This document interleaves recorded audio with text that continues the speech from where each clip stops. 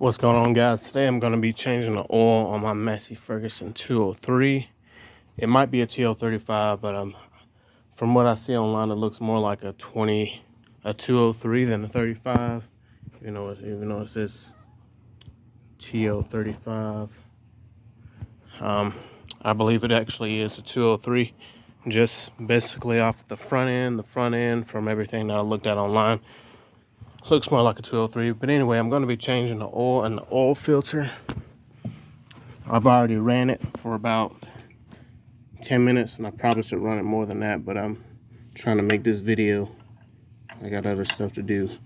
But anyway, the oil drain plug is on the right hand side. If you're on the tractor, it's on the right hand side. It's the big bolt here, and the oil filter is actually on the other side. I've actually changed the oil already once when I first got it, but I wanted to change it again.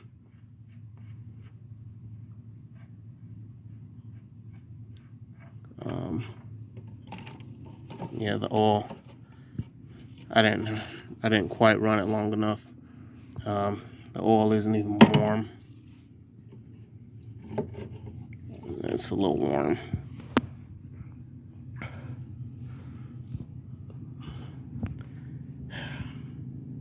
There's some what looks to be white stuff coming out also. But like I said, I've already changed the oil once when I first got it. It takes 1540 is what the previous owner had in it before me.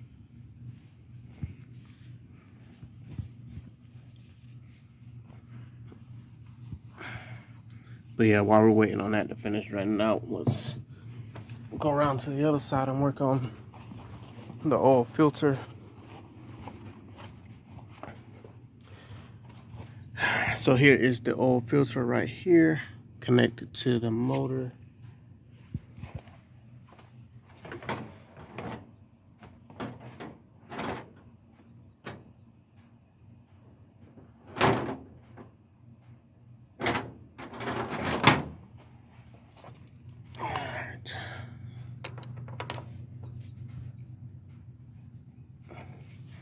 Let's go ahead and take this off. I'm not sure what the other side is, but on this side, this is a 14 millimeter wrench I have here.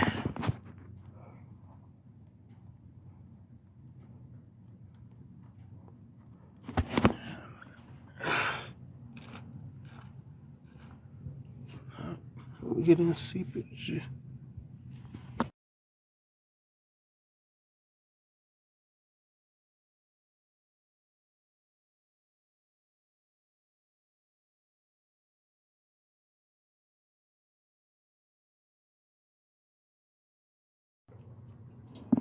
Alright, there we go. Just literally took like 2 more screws after I got it off.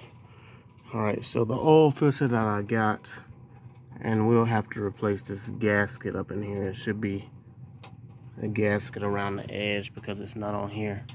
But yeah, I'm gonna pause it real quick and we'll take this inside and look at it real quick. Alright, so we have our replacement filter now. We just went to Napa, since this was a Napa filter. Let's see. But yeah, should be the filter and gaskets should be the same. It's a Napa Gold 1302, but as you can see, they are the same length and the same size.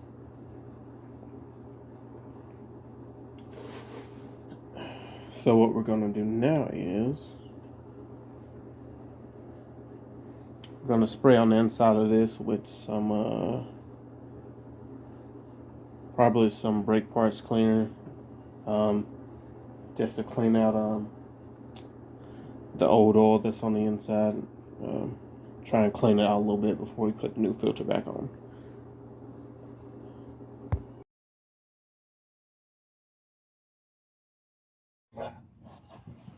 Alright, so now we're going to clean off and around it a little bit.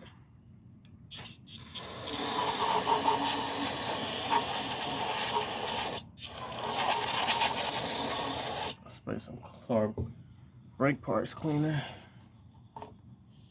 Clean it a little bit.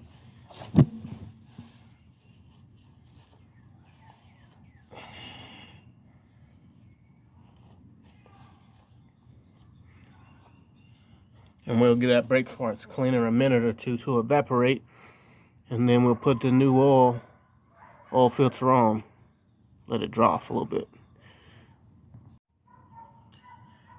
Alright, so we got it all cleaned up. Let's see. I'm trying to put this new gasket in.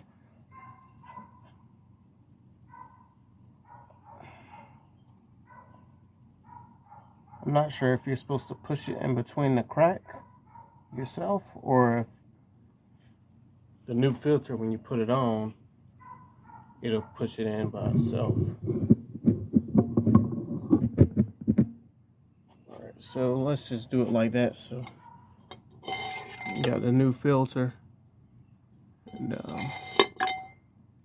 I'm not going to pre-fill it with oil. I mean, oil's going to get in it on its own.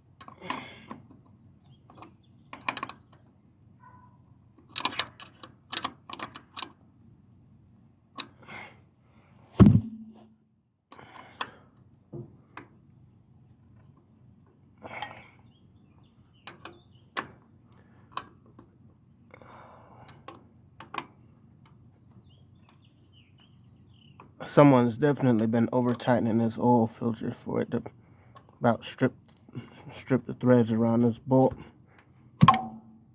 Well, not be how they would do it.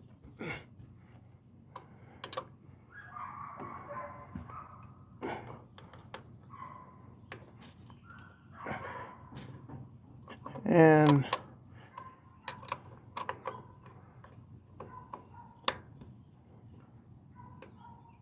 that's tight enough. That's tight enough. Don't really need to over tighten it. So let's fill it up with oil and see if it's leaking any.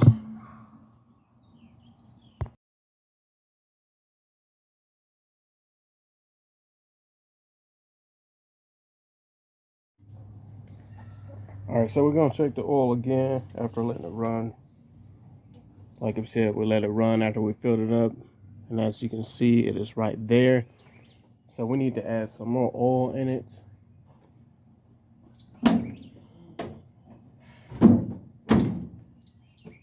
That is why you should check it after you let it run for a little while. Just in case.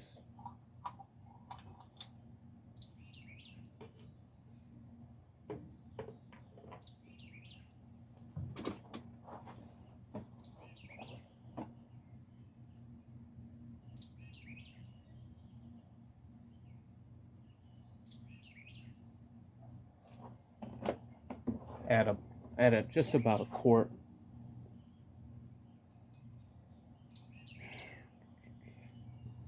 I'm going to check it now.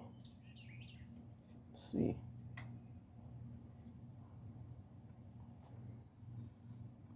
Okay, so it brought us right here, almost to the mark. So we're going to add just a little bit more.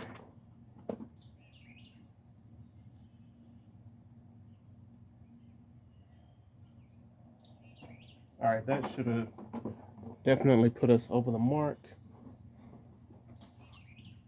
I want to say we probably have about 2 quarts left in this jug, so I believe this tractor holds about 7 or 8 quarts. Somewhere around that number. So we're going to check the oil again.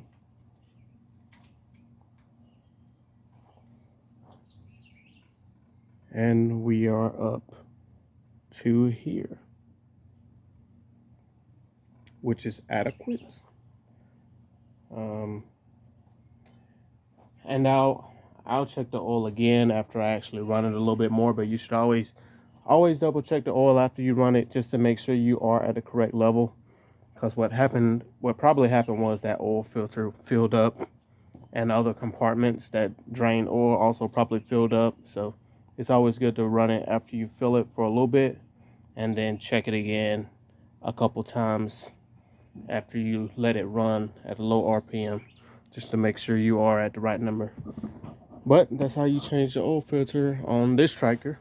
I wish I knew exactly what type of tractor it was, but it is a Massey Ferguson of some sort. I appreciate you guys for watching, and stay tuned for more videos.